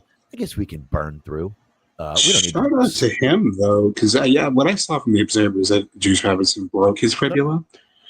And it happened on the match in Collision against him and Will Ospreay. And I watched that show and I watched that match. And when they announced on Dynamite that they pulled him because he broke his leg, I was like, fucking really? I saw the match. Nothing weird. It didn't look weird.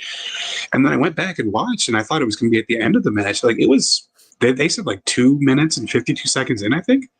And it was probably a 10, 15-minute match. He broke his fucking fibula and just kept going for the duration of the match. They didn't stop it early or anything. Just kept going. I was like, damn, this is a fucking, I guess it's par for the course of being a wrestler, but that's a tough motherfucker.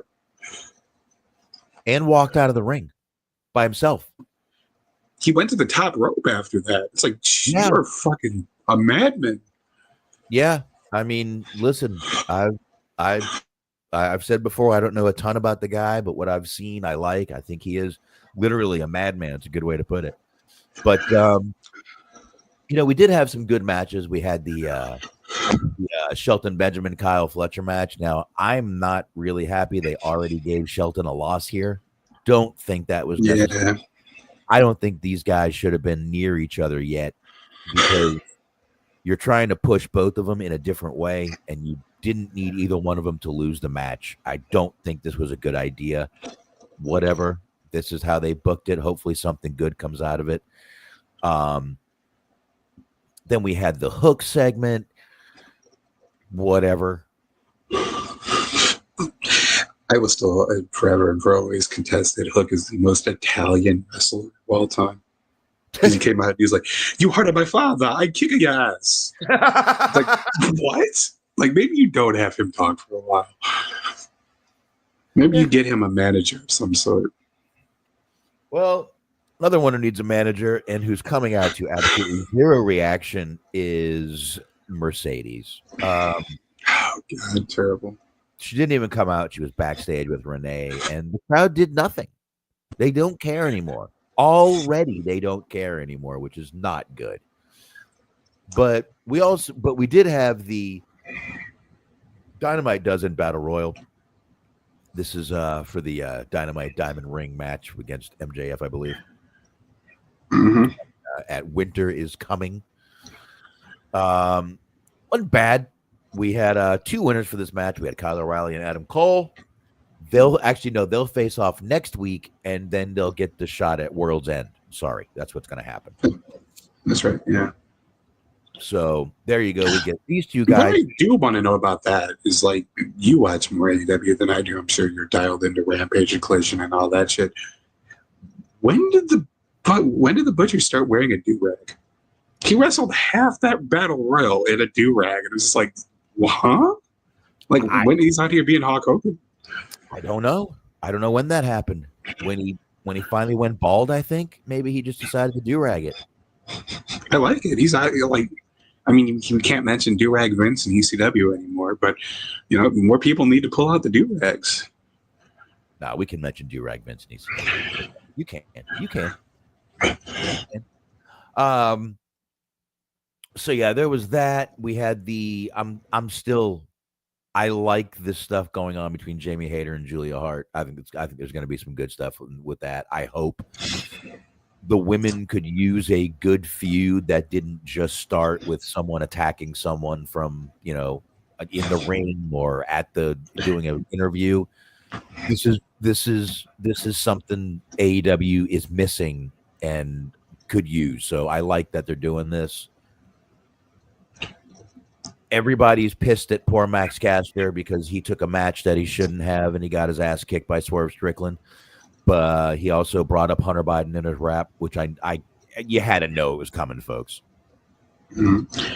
I do like that they're starting to do that now, because like you had at the pay-per-view Lashley versus Swerve, and then Swerve versus Caster. I like how they're just starting to have matches now where people just straight up beat the shit out of somebody.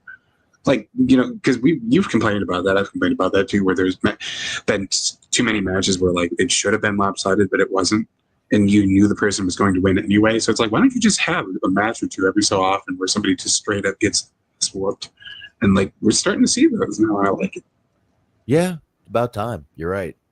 But it was Swerve is just continuing, I think, to be awesome. I think he's going to get another title run in 2025. I really do. I think in the line of questionable attire choices, why was Prince Nana dressed like a NASCAR crew pit member?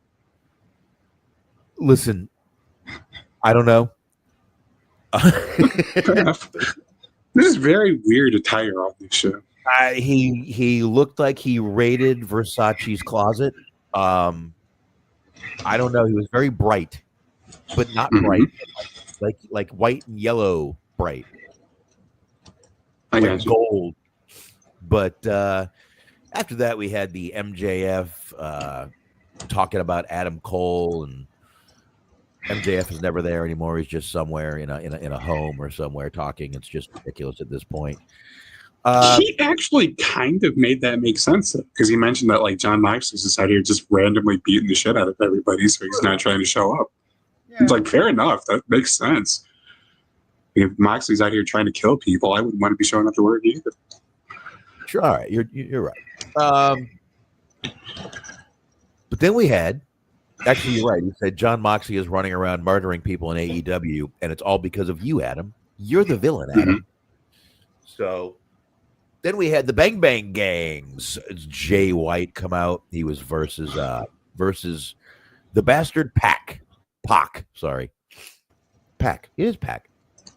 Mm-hmm.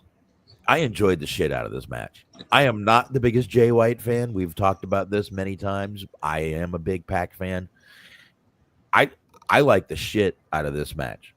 Everything about this match was good. These guys really went out there and I thought put on a fucking great fucking show. Jay White hit Pac with a DDT, and he sold that better than I've ever seen anyone in my life sell a DDT. He bent in half and landed on top of him. Pac landed on top of Jay White, who gave him the DDT. Like, I was hoping that somewhere, because I mean he works for him. I was hoping that Jake was like watching that, because he had to have seen that and just fucking full on got hard, because that was the best fucking sell of a DDT I've ever seen in my life.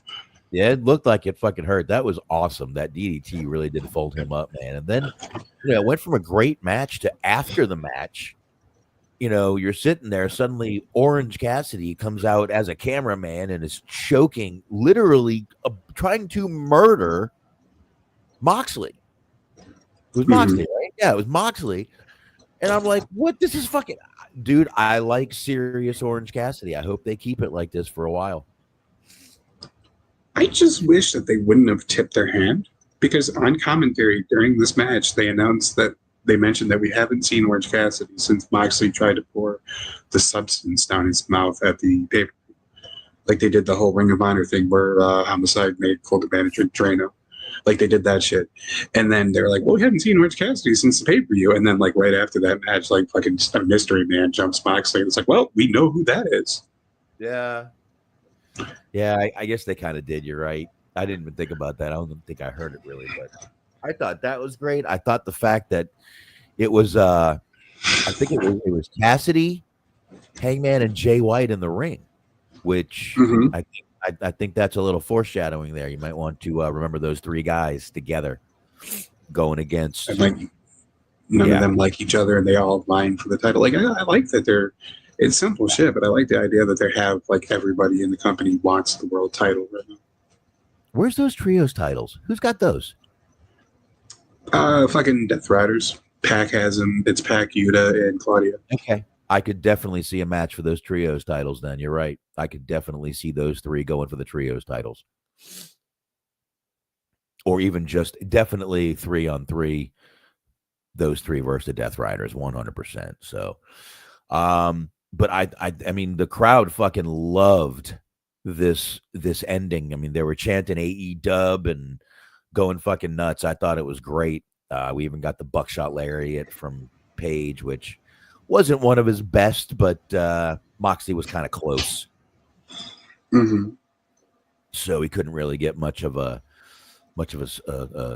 slingshot off of it. We got Julia. I'm sorry, we had the Jamie Hayter segment where she was talking to Julia. This was pretty good. Not bad. I like Jamie Hayter. Then we had Chris Jericho. Luckily, he was on a microphone. He was talking about he was doing the New York Minute. But what I really liked was this vignette for Bandito. Oh, I thought you were going to say at the end where he called it the Big Easy. No. Well, he said a few things that had nothing to do with the things he was talking about. He does everything. I mean, to be fair, I knew he did that on purpose, but it made me laugh.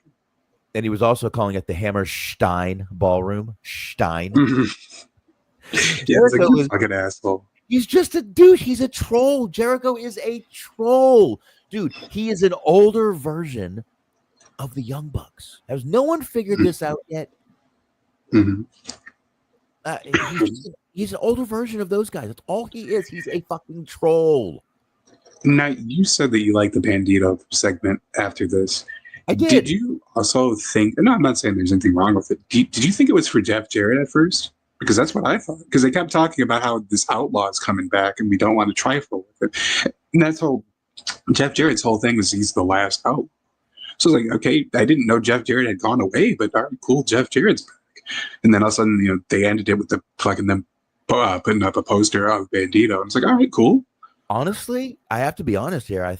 I really thought for a minute, are they gonna give Brian Keith a fucking hardcore push?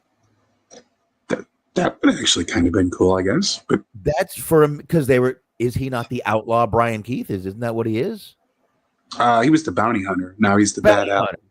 A bounty hunter is basically a bounty. All right. Yeah, same shit. Now fucking Western themed, yeah.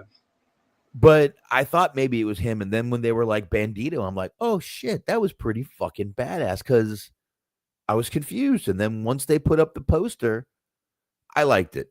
I thought it was well done. That would have been wild if it was just like a complete fucking red herring, and it was like they just put up a poster of like fucking Miro or Keith Lee. It's like they're back. Miro, he's a cowboy now. Would have been nice. I would buy that. To be honest with you. I mean, he lives in Nashville. He probably absorbed the culture. Yeah, I think he'd be all right. I think he'd be just fine.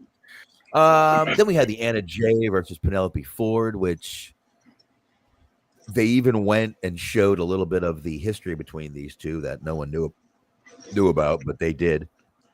I thought it was a good match between these two. It wasn't bad.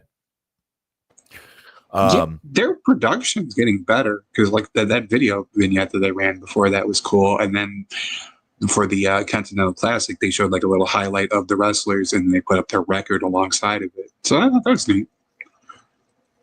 Yeah, and then Anna wins the match and calls out Mercedes. And you're right, it is getting better. Anna calls out Mercedes, and once again she comes out, and you could hear flies farting in aisle 48. I know that promos aren't their most important thing for them, for AEW. Like, they don't value promos as much as they do in-ring work. And her match with Chris Statlander was really fucking good. Everyone loved it. It's like you're getting your return on investment there, I guess. But, like, how does it feel knowing that you're paying her presumably more than, like, anybody else on that women's roster by quite a bit? And, like, there's two really good like female feuds going on right now because you have the fucking, like you were saying, the Jamie Hayter, what's her name, Julia Hart, but the Mercedes. You have that one going on, and you have the Mina Shirakawa, the Mariah May one. And like both of those are interesting and compelling, and they had good segments and good promos on the show. And then like Mercedes comes out, and her promos are fucking god awful. Yeah, and honestly, you know, you can say you might have gotten your, you know, ROI on Mercedes on that Statlander match, but I got to tell you something. People have talked about two of the best women's matches in AEW, and guess what? There is a constant, you know, one constant denominator in those two matches.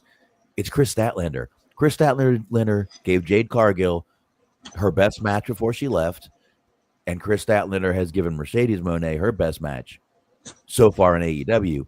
So the common denominator there is Chris Statlander is the best person in that company, in my opinion.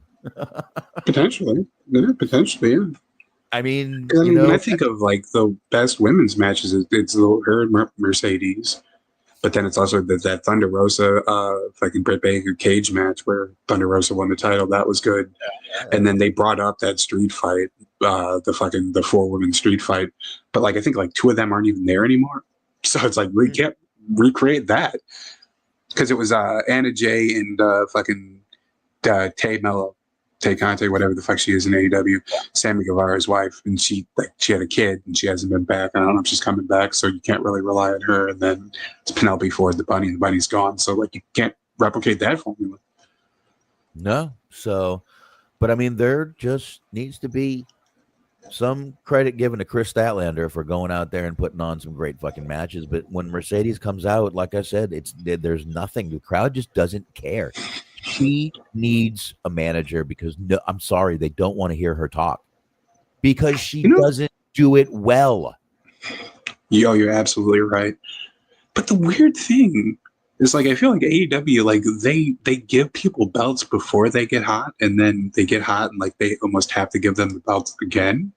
Because like it happened with Toni Storm, where like they gave her the women's belt, and like nobody really kind of cared, and then she started doing the timeless Toni Storm thing. It was like, okay, well now she rules. You got to give her the belt, and like they gave Chris Statlander that TBS belt before I think she was ready for it. And then she got injured or whatever, and she had to like drop the belt, or she lost the belt to somebody. I don't remember exactly what happened, but she's at her best right now, and she had already won the belt. So it's like, well, shit, you got to do something. Got to give her another belt again, because she, like, I agree with you. She's probably doing the best work with the women right now.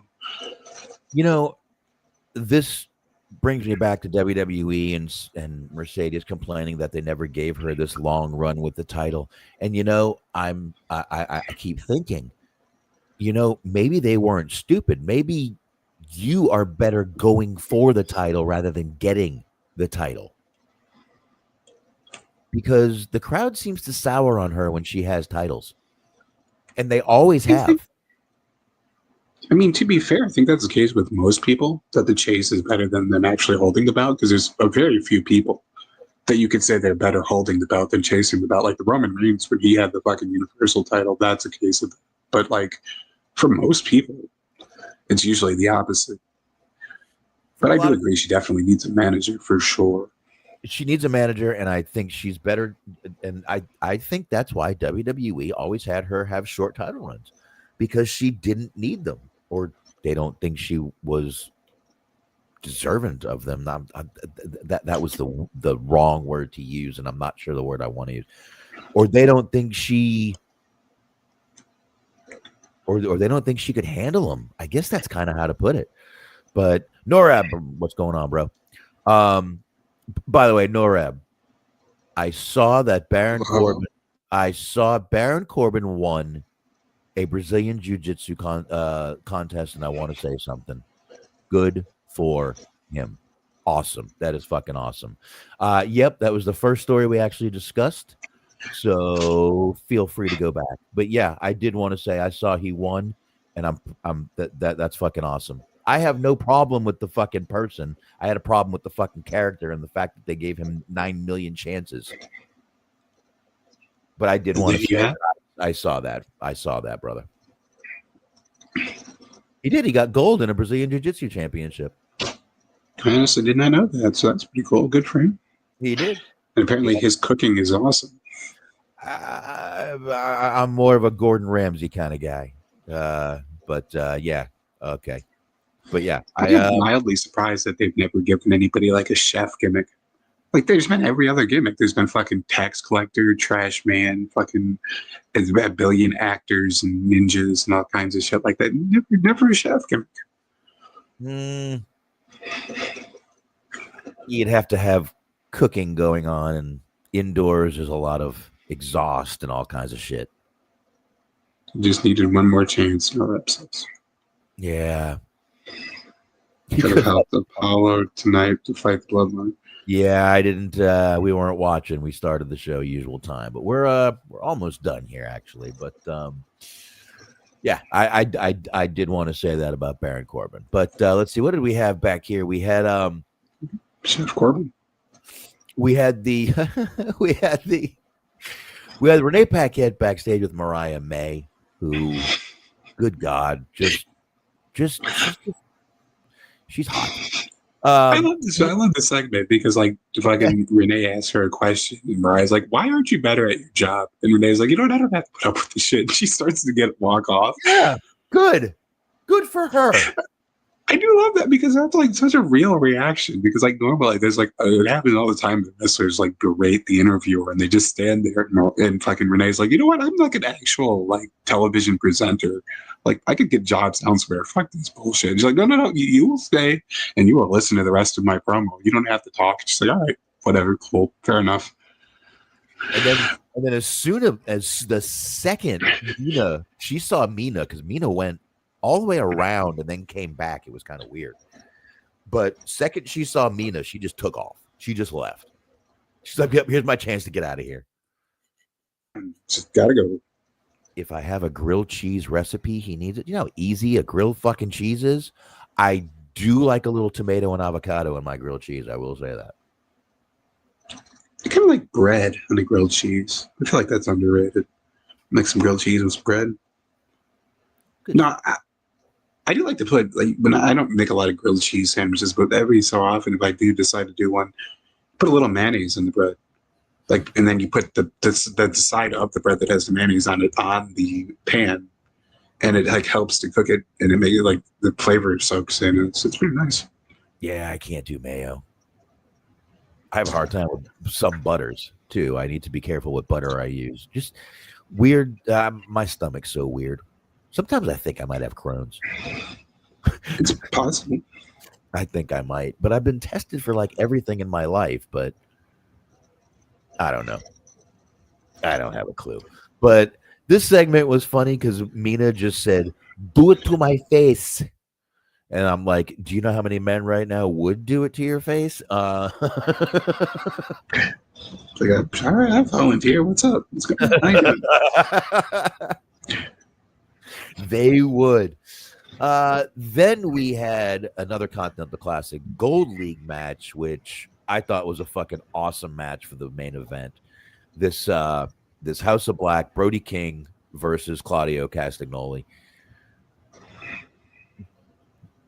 Claudio is a badass, dude. He is just so fucking good, which really makes you wonder why WWE got rid of that fucking guy. It just because he's Swiss, according to Vince. I think today in a Triple H era, if Claudio was still there, he would be pushed way better by Triple H. Mm-hmm. I mean, they figured out the formula for it in Ring of Honor. Like, just put him with Hero, have Hero do the talking. Because Claudio's good, but Claudio's, like, never really been a strong promo guy, which is weird because, like, if you listen to any of the interviews that he's done or, like, any of the YouTube videos he's done, because he did a lot of, like, up, downtown shit, like, he's an interesting guy, and he seems like a fun person. Like, he seems like an entertaining dude, but, like, just usually when he's cutting promos, something gets lost. I don't know. It's weird because he can speak fucking 8 different languages and shit, so you would think. But somehow it just didn't translate the promos. No, it doesn't. And they tried that whole language thing in WWE, and it didn't work because everyone's like, what are you saying? And who cares? But I don't understand you. But this match was fucking awesome. You know, you had, you know, and it didn't look like this fucking David versus Goliath match. It really didn't, because Claudio's not as small as you think he is. Brody King is a big son of a bitch, but Claudio's just not as small as, I don't know. He it's like he seems smaller against smaller guys, but against bigger guys, he doesn't look that small. It's very weird. Right. Well, he's good at adapting the styles, I think. And that was cool because they basically, like, I've never really seen Claudio have, like, a hoss match with somebody, but that's what happened. Whereas, like, he was just the hoss for the night. They just beat the shit out of each other. It was pretty cool. Yeah. They just literally went in there and fucking it was like a big guy match. Exactly. There was, I don't know if you saw it because we were going to do a show last week. So I can't blame you if you didn't watch AEW last week, but he was wrestling Ricochet and they were in Chicago. And for some reason, the crowd just got bored. I don't understand why. It wasn't even a bad match. They just kept chanting a bunch of bald-related things. Like, he's bald core, baldest in the world, bald forever. And you just watch, like, Claudio first get confused and then Claudio get angry as the bald chants refuse to stop. Because it's Ricochet, Claudio, and Vic Knox. So all 3 guys are in the ring bald. And it's like he just looks confused and then angry. And then Ricochet, like, starts rubbing his own head and the crowd goes batshit for it. So it's just like, it was the most charisma I've seen Ricochet have, which was weird. But, like, Claudio was just, like, ready to kill people. Like, it was like the beach ball incident all over again for him. Yeah, he's also the guy that got mad at a beach ball, which I think the beach ball is absolutely one of the best things you could do. I'm sorry. It is a crowd favorite. Everyone loves the beach ball. I don't know why he got so mad. Like, he got furious. It was kind of funny. He said it was disrespectful. It's like, how dare you? I don't know, man. I love the beach ball. Everybody used to get pissed when the security would take them. You know who wouldn't let security take them? Buffett. Jimmy Buffett would tell security, don't fucking take them. So that was always good. Buffett would never let the security take the beach balls. Listen, all I'm saying is, like, if you look up some of the shit that's happened at the gathering at Juggalos, like, you should be glad that it's just a beach ball. Because a motherfucker, like, somebody threw a fucking shit-filled watermelon at this girl one time, and it was wild. I was watching, they had a wrestling event that they did where Tracy Smothers. Wait, hold up. Hold that thought. Did you just say a shit-filled watermelon? Mm-hmm. Yeah, her name is, you probably know who she is. She was on MySpace for a while. Her name was Tequila. She was on the fucking reality shows and shit. She was like a pinup model. And for some reason, they thought it was a good idea to get her at the gathering at Juggalos. Let's be honest. I know her for her anal video. But anyway. Well, there you go. Yeah, she's prolific is the point. But for some reason, they thought it was a good idea to get her at the gathering at Juggalos because I guess she was a singer at the time. And, like, the crowd hated her. And somebody, I don't know how, I don't know the logistics of this, but they filled a watermelon full of shit and they threw it at her, which is kind of funny, but, like, incredibly disgusting. And, like, there was also a wrestling event that they did with, like, Tracy Smothers was on there. And he was, like, his whole thing was he come out the rebel flag. And, like, ICP fans are surprisingly anti-rebel flag. Make of that what you will. But he fucking incited them. Like, he got to the point where they were, like, throwing fucking just everything at him. They're throwing drinks. They were throwing like fucking shoes and shit. Tracy's mother went and grabbed like this like fucking giant metal barrel, and he was going to throw it into the crowd. Like, it was the coolest shit ever. Yeah. Do they have any clue who they were fucking with? I thought it's still on YouTube too. I think if you just like type in like Tracy Smothers versus Juggalos, you can see it. And it's just like, oh, he fucking worked them into a frenzy. Do they know they could have died that day? Probably most of them. Mm-hmm. Smothers was not known for being a wimp. I don't know if you know that. Oh no, he's a bad motherfucker. He was known for being a bad motherfucker right behind Haku. So those guys would have died. Like, there was that whole story about like the ECW, like WWE thing, like that like little brawl that they had where like JBL like beat the shit out of the Blue Meanie, and it's like, yeah, Tracy's mother's like, yeah, he wasn't doing that shit to me. I'm like, I believe that. Yeah. No one should have fucked with that, man. It's a fucking gimmick, folks. Calm down. That's the funniest shit. Was he had this crowd full of people ready to kill him, and like fucking, it was like 2007, and he was just using like old school like 80s wrestling tactics. Like, he was just using cheap heat to get these people to fucking want to murder him. Like, it was amazing. Can't do it anymore. Times have changed, sir.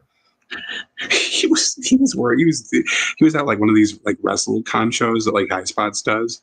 It was like WrestleMania weekend, and he was cutting a promo on this person. I think I was too young, but I'm not positive. And he kept like doing the thing where he would like leave it open for fans to chant things, and they weren't chanting. So like he said something again, and like nobody chanted. He's like, "Come on, fucking work with me, Smart Marks." And then they started chanting. It was like, all right, awesome. Well, it's like when Mercedes goes out there and pauses for applause, and they don't applause, and she's like, Smothers wasn't doing that. Smothers fucking bullied them into chanting. It was pretty great. That's a good man right there. That's how you fucking do it.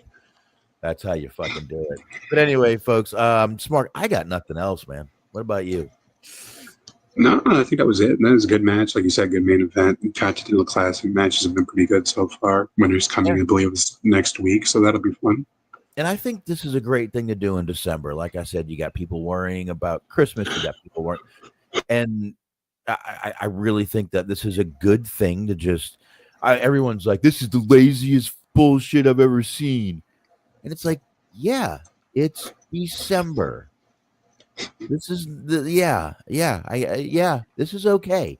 You know, taped shows, recorded shows. I mean, let's be honest. When isn't Christmas on a fucking Christmas is on a Wednesday, so you're gonna get a pre-recorded show. Mm-hmm.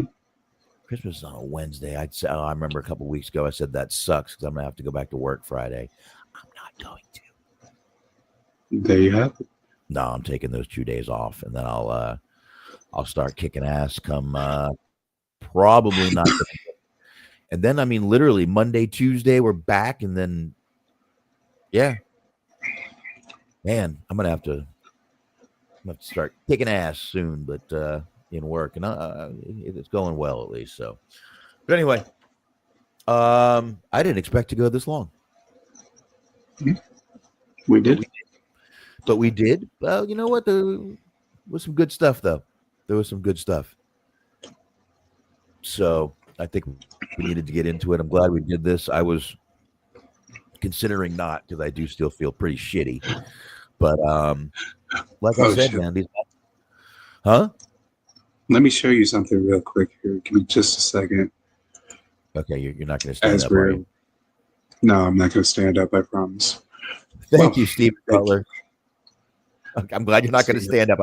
I was hoping we weren't going to stand up. It's short. I just need my computer to cooperate with me for a second. Here, okay, let's see here. Go share screen. You sure you're not going to stand up? You just said it's short. Can you see that?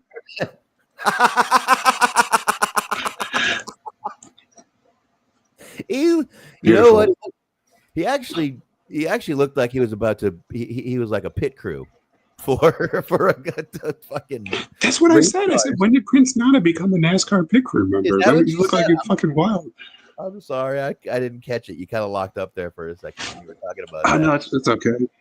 Yeah, and yes, Norab, it looks like Pentagon Jr. is a free agent, and they tacked on time to Phoenix. Hey, Business is business. I got no problem with it. Business is business. Even shitty business is business, my man. That's all I'll say. So, no, I mean, I'm saying real quick. I agree. They have every right to do it because they're under contract for them. But if you're going to try to be like the anti-WWE, you probably shouldn't do the same type of employment practices that they do. Well, maybe Phoenix called Tony Khan a nepo baby, but in Spanish. He finally figured out what tu puta madre meant. He's like, "Oh, you motherfucker." Oh, 6 more months, bitch ass. Okay. Mm-hmm. Who's the puta now? Yeah. But I do believe Phoenix speaks English. But anyway, Conan claims both guys were happy for the extra time. They probably were. But extra money. We'll see. Didn't have to work. Yeah, we'll see. We'll see where those guys show up. But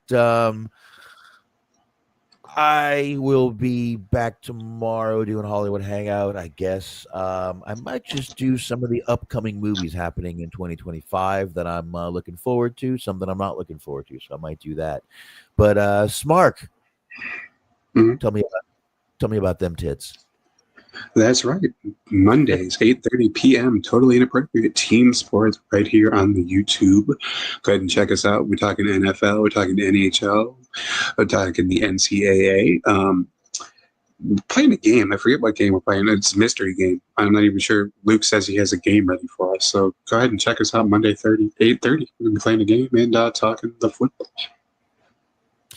Yeah. All right. So there we go, folks. And we will be back once again next week right here on YouTube, Wrestling Outlet, 9:30 p.m. Eastern Time.